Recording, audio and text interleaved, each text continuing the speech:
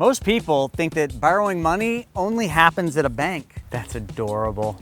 There are at least 5 places you can borrow money from that most people either ignore or don't even realize exist. And depending on how you use them, they could save you thousands, tens of thousands, maybe even hundreds of thousands of dollars over your lifetime. Some of these are hiding in places that, well, you would expect.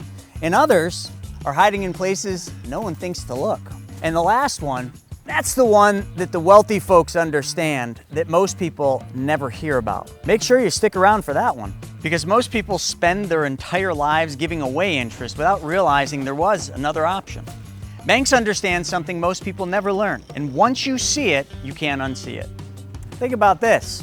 You work for money, then you deposit the money, and then you save the money, and then you pay to use the money. Does that sound weird to anybody else? There are hidden pools of money sitting all around you. Some are trapped, some are lazy, and some, well, they're quietly making everybody else rich except for you. The wealthy borrow differently. They think differently. And more importantly, they understand where money actually flows. The goal isn't just borrowing money. The goal is to stop losing control of the money you're using. Let me show you 5 places money actually might be hiding. Nope. No money in there. Nope, no money up here. Nope, no money in there. Nope, no money in there. But which one could completely change the way you use money forever? What? So the first place is not really an untapped place. It's the place you're all familiar with. It's the traditional bank. How many times have you gone to the traditional bank to borrow money? Probably a few, maybe some of you a lot. You've gone there for your traditional mortgage, you've gone there for your car loans, you've gone there maybe for a line of credit, maybe even a home equity line of credit. We're going to cover some of those in the later topics, but let's just talk about the problems or the pros and cons of a traditional bank. Number one, when you go to a bank, you go there for one of 2 reasons. Number one, to deposit money or to borrow money. So you're either on one side or the other. You have money and you want to make more, or you need money for something, right? So that's what you go to a bank for. But let's just talk about the traditional bank and how it really operates. You go to the bank and you deposit your hard-earned money into the bank. And why do you do that?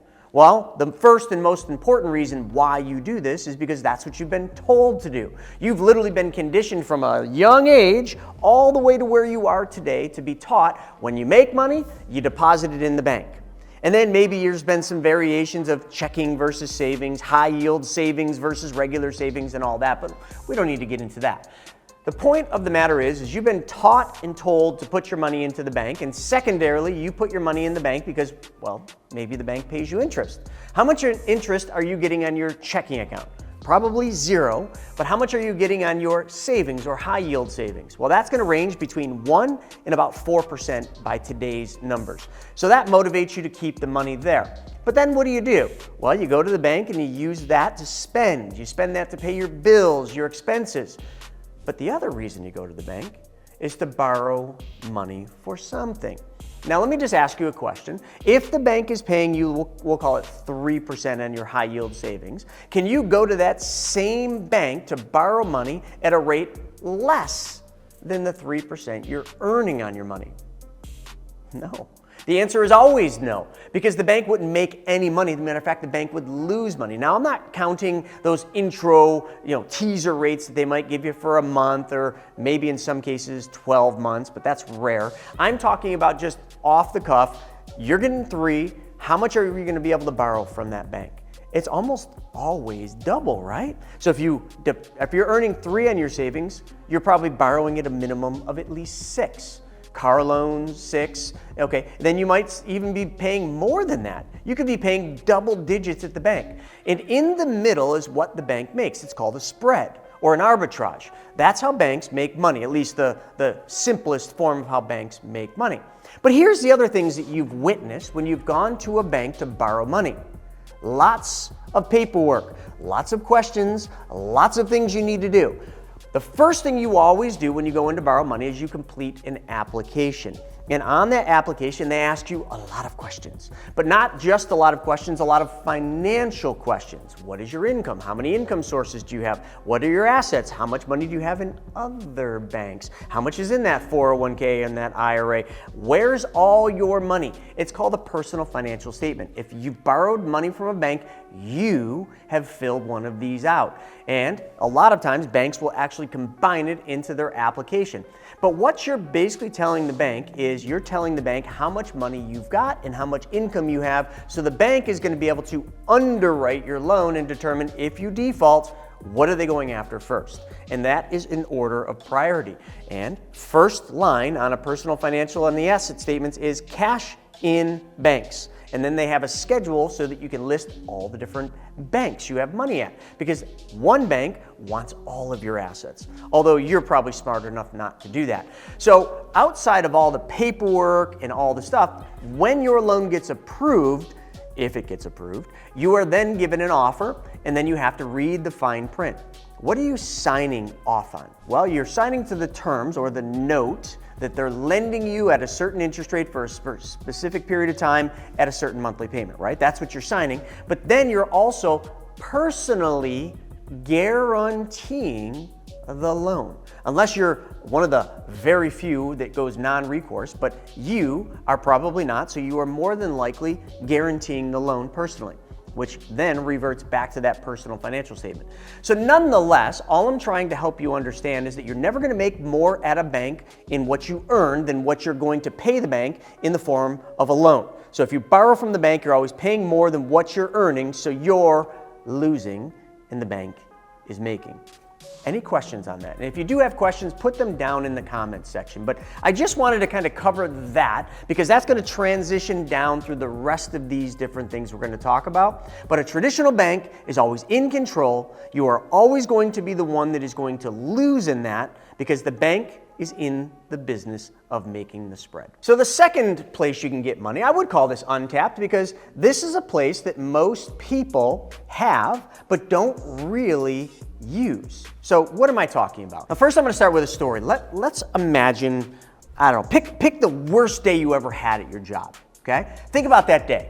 Nothing went right. Every call that came in was bad news and you had to stay late because nothing was able to get done because everything just piled up. So you finish that day, let's call it 7, 8 o'clock at night. You're walking to your house from your car. It's pouring rain. It's miserable out.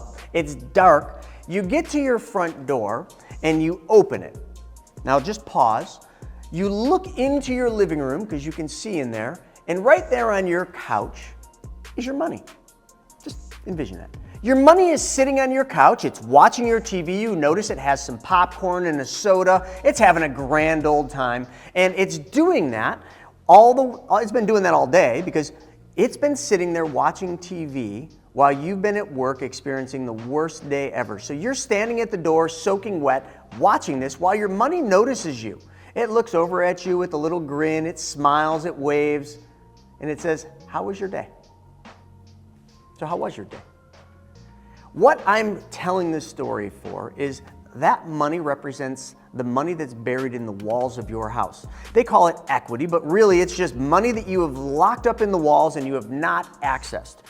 That equity almost everybody has right now unless you just bought your house. Why? Because real estate has been appreciating, which means if you bought a house for $200,000, your house might be worth $300,000, $400,000, $500,000, $600,000. This is a common discussion I have with clients where all their money is sitting in the equity in their house. But one of the big problems with the equity in the house is it's not always easy to access. Okay? And that accessibility comes in the form of what we like to call a HELOC, a home equity line of credit. Now, who issues home equity lines of credit? Well, traditional banks, like the ones we just talked about, do. You can get them from credit unions and community banks, but they're all traditional banks that allow you to tap into that lazy money. And we want to do that because that money should never be sitting on your couch eating your potato chips and your popcorn and your soda while you are slaving at work trying to make an income. Your money always should be working for you. So a HELOC is super important. But here's the biggest thing I hear from some people, most people right now. Well, we wanted to get a home equity line of credit, but interest rates are so high, it just doesn't seem like it makes sense. Define high. And then they would say, well, it's 7% or 8%, or not long ago, it was 9% interest to tap into the equity of your house. To that, I always say, okay, what other debts do you have that have a higher interest rate than 9% or 8% or whatever your HELOC is?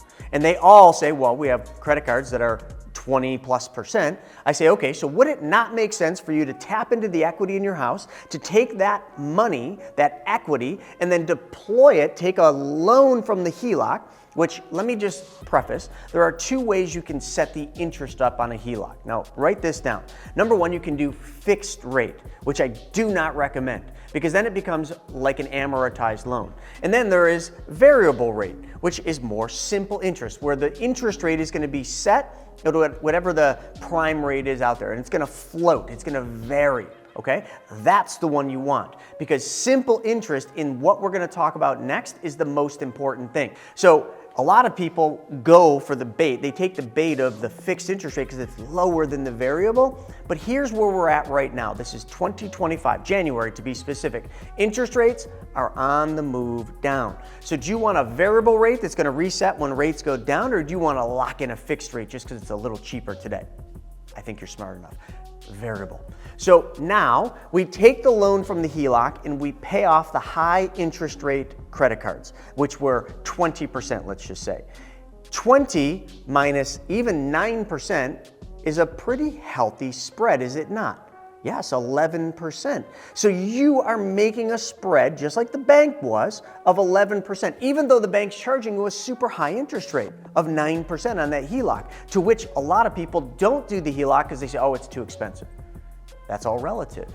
It's not too expensive when you're paying 20+% on credit cards. Or maybe you got some of those loans that you take out from the furniture store. Or maybe you got a car loan that's more than that. It doesn't matter. All you need to understand is, can you make more than what the cost of capital is, or do you have somewhere or something that you could pay off that would then allow you to make a spread? Think as if you are the bank. That's a HELOC. Now, HELOCs come in lots of shapes and sizes, and I'm not going to go into that here, but this is where we start to enter one of the best untapped borrowing sources that too many people are not taking advantage of because interest rates they think are high. And interest rates are on the move down, so HELOCs are going to get cheaper and cheaper, so you are on the right side of the coin in this one. Anyway, hopefully I didn't bore you with that, but don't let your lazy money sit on the couch while you are off working. Get your lazy, untapped equity out to work for you. And all you need to do is abide by a couple simple rules. Whatever the cost for the capital is, put the money to work at a higher interest rate, and always be very considerate of the risk you are taking to make that return. If you pay off a credit card, zero risk, but if you go out there and you invest it in some speculative investment or put it into the stock market, way too much risk. And trust me, if you told your spouse, your significant other, what you were doing with the equity in your house and you were going to go out and risk it, chances are they're going to be pretty pissed off at you. I know mine would be. All right, let's keep moving on because it's going to get more fun. We are on number 3 of the untapped borrowing sources. And this one is your fancy-dancy retirement account. That's right, your 401k, your 403b, maybe even your 457. If you work for somebody and you have a 401k that they offer to you and you are payroll deducting and putting money into that 401k, you're gonna really love this source. Now, you probably already know you can borrow from your 401k or qualified retirement plan. Not to include IRAs, SEPs, simple IRAs. They cannot be borrowed from, but your qualified employer-sponsored retirement plan, most of them, not all, but most of them have a borrowing or a loan provision that allows you to borrow money. So let's go over to the whiteboard. Let me show you how this works because this is cool. All right, so we were talking about qualified retirement plans. That's your 401k, 403b, maybe even your 457. And you might even be confused. If you work for a company, the majority of you have a 401k. If you work for a nonprofit or a school or maybe even a hospital, you might have a 403b because those are nonprofit. And a 457 is for all you government folks, government employees. But all of you have the same awesome opportunity that we're going to go over right now. Number one, while you've worked there, you put money into the qualified retirement plan because, well, you were told to. Yeah, same thing as the bank. You were told to put your money there. That's why you do it. Plus you get a pre-tax deduction and maybe you get a match. But none of that's important here. What we're talking about is, can you use your retirement funds, your money that you've been saving for retirement, before retirement? Well, the answer is, for most of you, yes. You can take a loan. Now, there are lots of rules around loans, and you must check with your plan administrator to make sure your plan even allows for loans. But here are the basic rules. Most plans will allow for up to 50% of your balance or $50,000. Those are the max amounts that you can take from your 401k. Now, I know some of you are like, well, I got $1 million in my 401k and I can only use 50. Yeah, but let's just use what we can use because it will make sense to use this money. Now, first off, in your 401k, you're earning some type of a return. So we gotta factor that in. Now, right now, I will tell you, 2025 is probably gonna be a rocky year for the stock market. It's gonna be up, down. I mean, you got a new president-elect in there. You got lots of new changes and tariffs and all sorts of things which are not gonna be good for the markets. So you can expect that the market's probably gonna go down. So one of the things you would consider is, how can this money go work for me to make my life better, to put me in a better situation without taking the risk or riding the market down? Well, if you were to take the loan from the 401k of 50, let's just use 50 grand, right? Let's just say you have $50,000 and that is less than 50% of your balance, and you want to take a loan. First thing, you have to check and see if it's available, but if you can take a loan, there is going to be an interest rate they're going to charge, okay? So the plan administrator or your plan is going to charge an interest rate. And what we're seeing right now is right around 8%, okay? So you can basically know that you could borrow your money from your 401k, but it's going to cost you 8%. And your 401k, this is also what you got to figure, is going to then do a payroll deduction, okay? So from your payroll, they're going to take this payment out. Okay, so that 8% is going to be taken direct from your payroll. So it's going to hit your payroll. So here's what we must do. Whatever we use the money from your qualified retirement plan for, it's got to earn a higher interest rate than whatever the charge is. We'll come back to that in a second because that's not really true. But it's got to produce a cash flow, an income that's going to be more than what is going to come out of your paycheck. Fair enough? So you got to do a little bit of work on your end, but let me just show you how it works. Let's just say we got 50 grand. What we're going to do is we're going to move that 50 grand from the 401k to somewhere else in your life where you're paying more interest than what they're charging you, okay? Easiest place would be to start with credit cards, because chances are most of you have credit card debt, because if statistics are right, we have a major credit card debt problem in this country. So I would say most people have credit card debt, and most of you that have credit card debt, you are enjoying the fine interest rate they're charging you of probably north of 20%. So if you're paying 20% every month, that means you're making a payment to some credit card, and that payment is mostly interest. Got that? So here's what we're gonna do. We're gonna take the loan from the 401k. We're gonna pay off the credit card. So we no longer owe this payment to the credit card, and we're no longer giving the credit card interest because we just paid it off, but we paid it off with a loan from our 401k. So what I would suggest doing is taking the payment that you used to make to the credit card, dollar for dollar, whatever that is, and what I want you to do is put it back into the 401k to repay that loan, and hopefully it's more than what you are having to come out of your payroll, because now you're making a spread. You're getting to enjoy it. And here's how you can do it. Whatever that difference is between what they're going to deduct from your paycheck and what you're actually, making, what you were paying to them, you get to keep and enjoy that. But even if it was just a wash, right? Let's say what you were given the credit card is the same amount that's going to come out of your paycheck. Who cares? You no longer have the credit card debt, and now you're paying yourself back, because every dollar that you pay back over here to the 401k is money that you have for your retirement. But now let's talk about the one thing that I love talking about here. So let's just say you did that with your credit card at 20%. It's kind of like recycling and recapturing 20% in interest. You would have had to have made 20% in your investments to equal the same amount you were giving away to the credit card. So this is a win. But then there's that pesky interest rate that they're charging you. The greedy jerks. And some of you would be mad at your boss. You'd be like, my boss is taking that interest. I know he is. He's greedy. Hold on. This is where you're going to really love the rules. You know that 8% interest rate that they charged you to take the loan from your 401k? Who does that 8% get paid to? Yeah, you. That 8% is going back in your 401k. So you're not just recycling and recapturing 20%, it's 20 plus the 8% interest or whatever that interest rate is. The interest that you're paying on the loan is the interest that's going into your account. And you know what the best part is? It's guaranteed. No risk, no market volatility.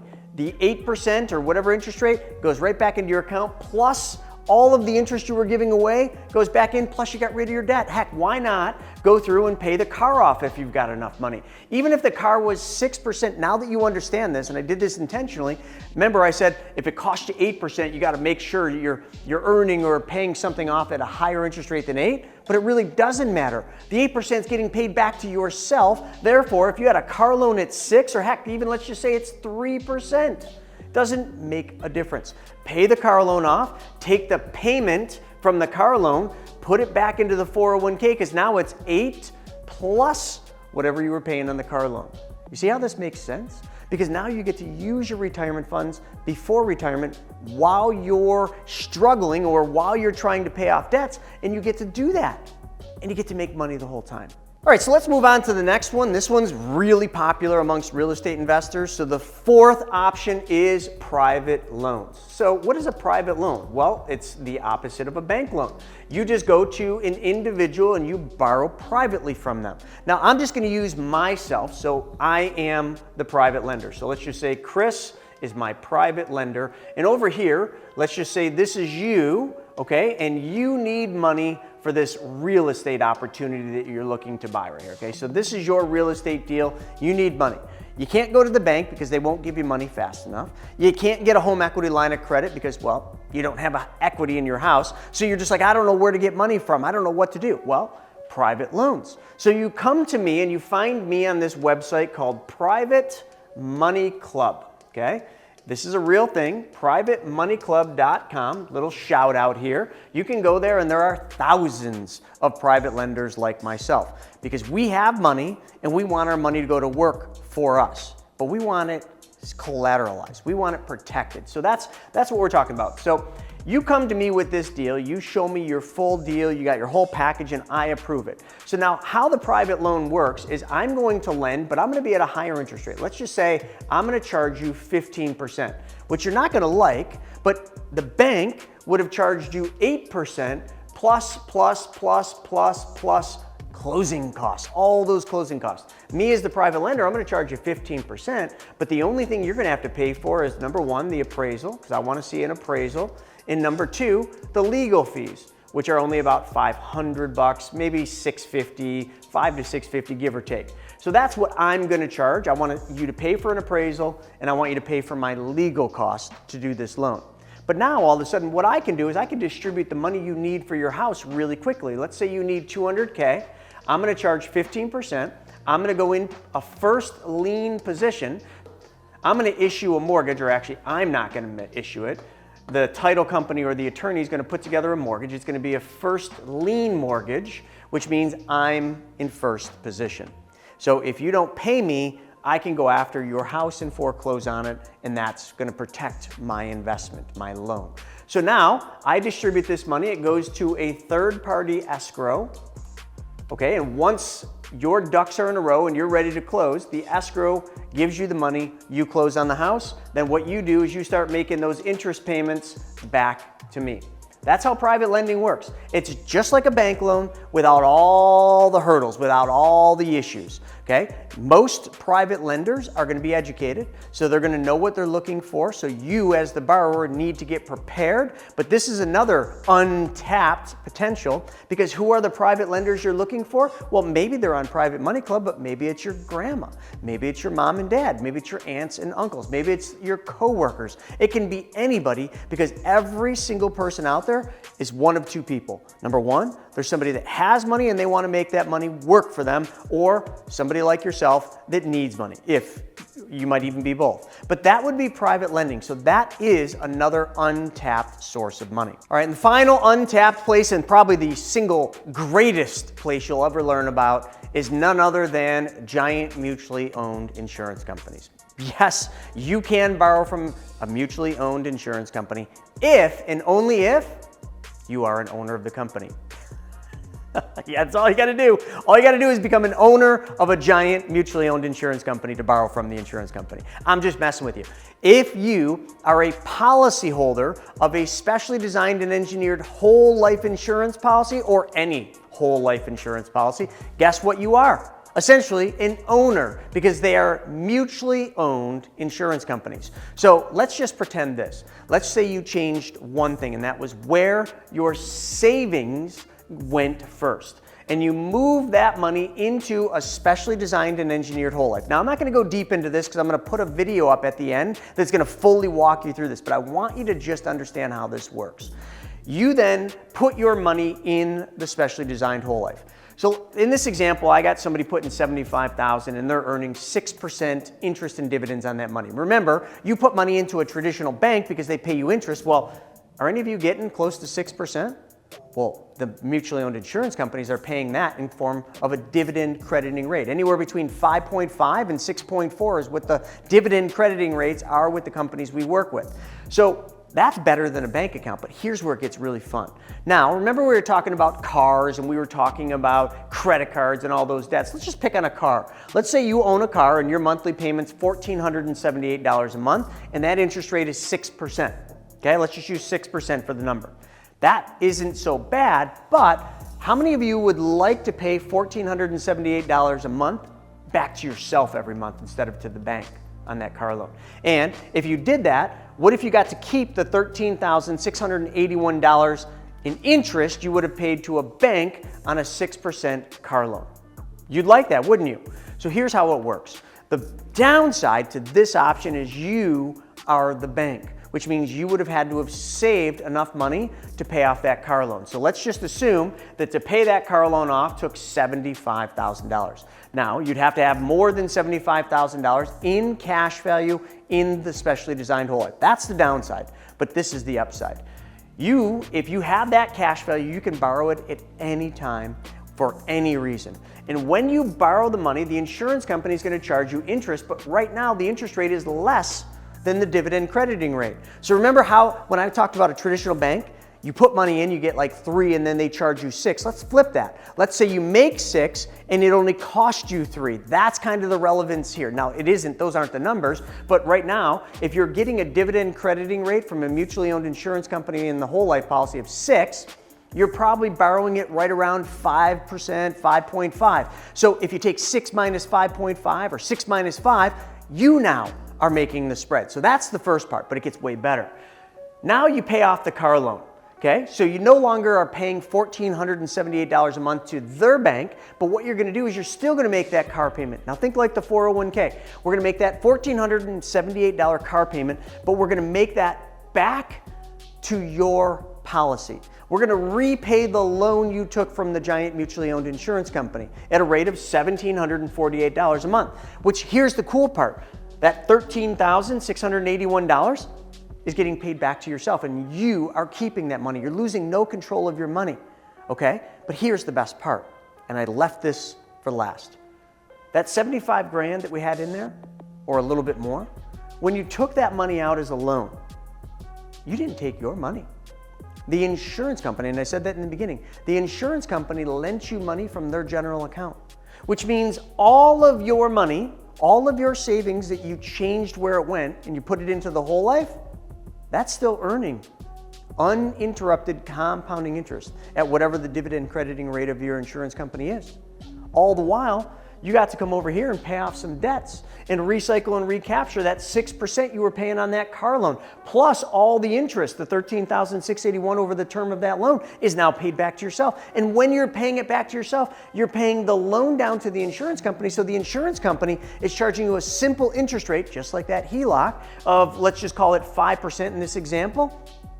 And as you're doing that and paying the loan back, you're paying 5% to the insurance company on a declining balance when you're earning 6% or whatever your rate is on an increasing balance. One is going up, the other is going down. You're winning the whole time. This is one of the greatest untapped sources of capital that you need to learn about. Folks, I hope you've enjoyed this video. We've covered 5 untapped and some tapped sources of borrowing money. We've talked about good debt and bad debt in a roundabout way and how you can turn the tides and use debt in your favor and take and recycle and recapture the money you're giving away to everybody else's bank and pay it back to your bank. And the 5th and final, I want to give you this.